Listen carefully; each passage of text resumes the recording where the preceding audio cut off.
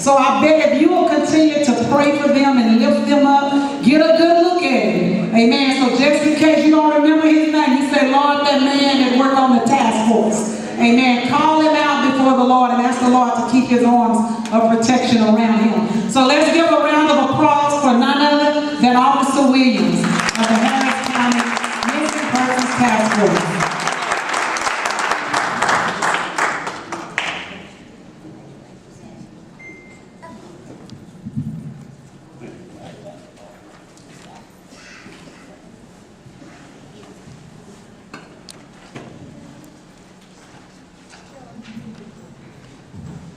Thank you. I appreciate that. That was pretty good for not having a Bible there. But I really thank you for that, and it really pumped me up just to get up here. Before we get started, I'm going to do a small presentation to you. But I just want to start off by thanking God for allowing us all to be together right now at this time. Amen. I hope you all understand that we are here not by just coincidence. God brought us all here for a reason. Yes. And I am so glad and honored to be here among you. And I also want to thank Sister Booker for inviting me here, and Pastor Allen and the entire Miracle Land Church for allowing me to come and worship and fellowship with y'all. This is truly a blessing. And I'm just going to briefly say a few things about missing persons. My name is Curtis Williams. I'm a sergeant at the Harris County Sheriff's Office, and I work in the Criminal Investigations Bureau. My title is I'm a sergeant investigator. It used to be detective.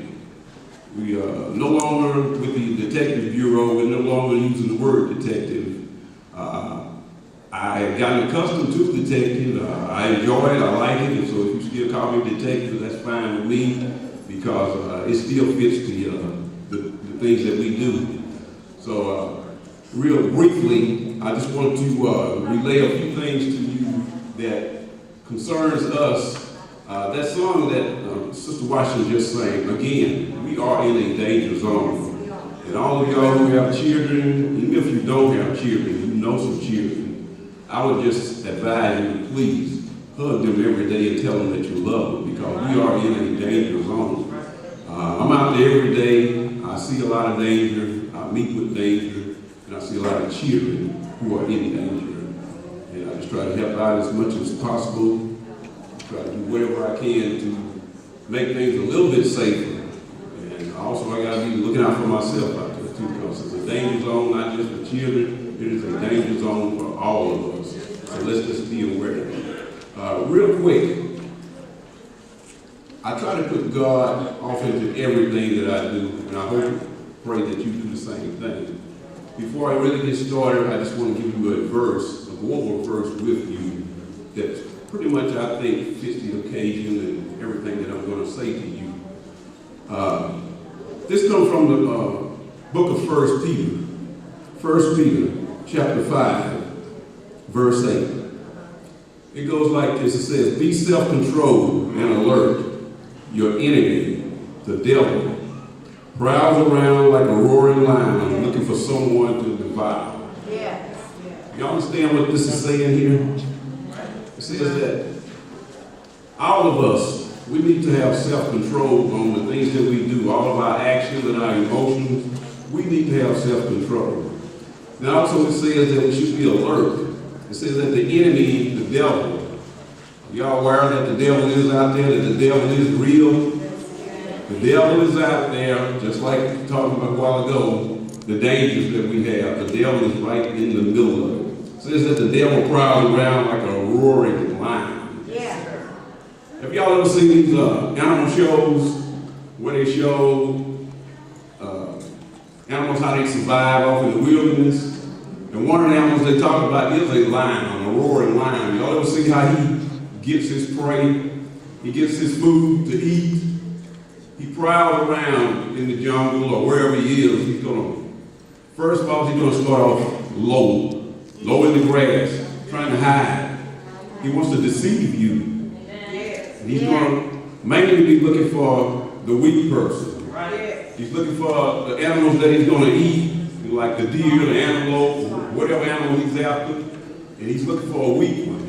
And not only a weak one, he's also looking for one that is going to stray away from the pack. Right. And when I say stray away from the pack, I want to really speak to young people too.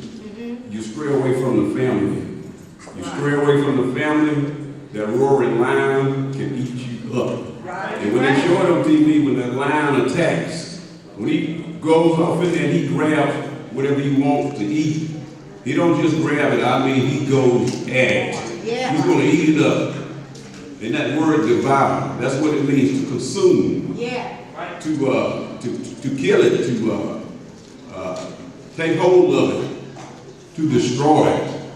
And a lion, a roaring lion, can also ruin your life. And that's what I want to talk about. I know it might sound a little cruel, might sound a little sad, but I'm speaking the truth to you. It is a dangerous world out there. So we all need to pay attention to our surroundings and what's going on with us. I'm going to leave that verse with you. We're going to come back to it again, but I want you to keep it in your mind at all times as I go through the rest of my presentation. It's not going to be long because what I'm talking about today is local here. It's what I do every day. It's the things that I run into. It's the people that I run into. And everything that I talk about, it might be something that's dealing with something that I have experienced before. I'm not going to make up anything today. I'm going to tell you straight like it is. I'm going to tell you how things happen and how you can stop some things from happening also. Okay? So just bear with me. Let me find my glasses here. I was trying to clean them off a while ago, and I thought I had left them over there, but I got them right here. I'm ready. Okay. Real quick, let me start off with a story. This is a real story. Like I said, I'm not going to falsify anything. I work in missing persons, and I have a lot of cases. I have a heavy caseload. I will tell you right now, the caseload that I have is probably about 60 cases. These are children. Now, I have missing persons with also adults too, but I'm just talking about the children today. Okay? This is a case that I had about a year ago.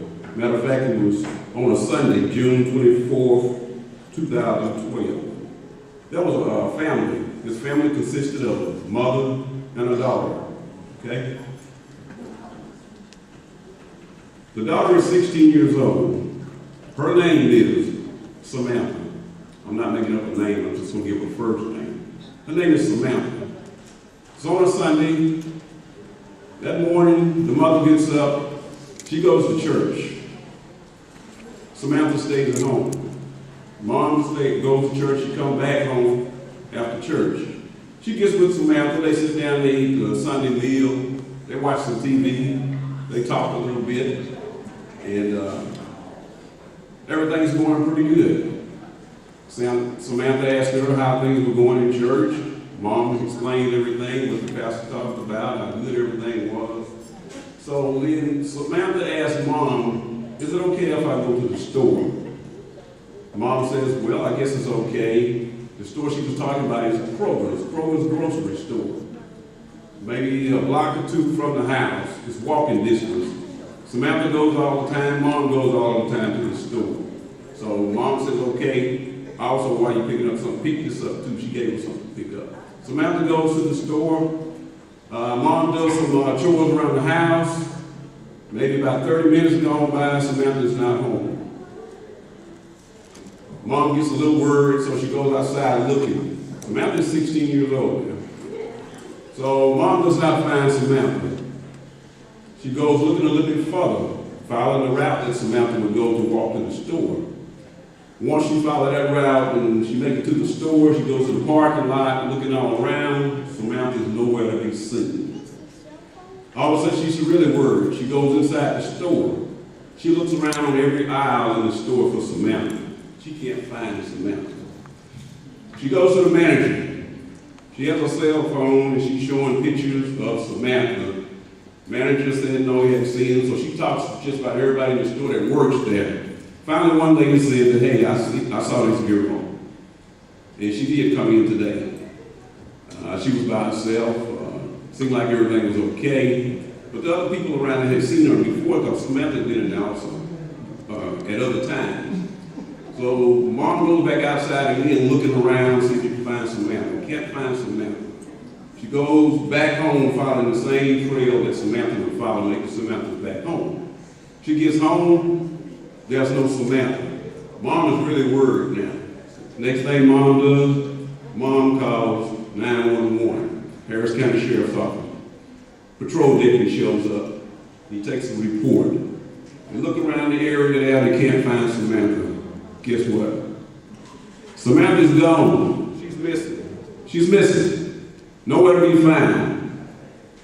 I'm not going to tell you the end of the story right now, but I will bring it back up again as I go through my presentation here. This is the case that I worked, and Samantha's missing right now. Like I told you at first, we handle missing persons. And the missing persons that we handle, there's two categories. It's adults and it's juveniles.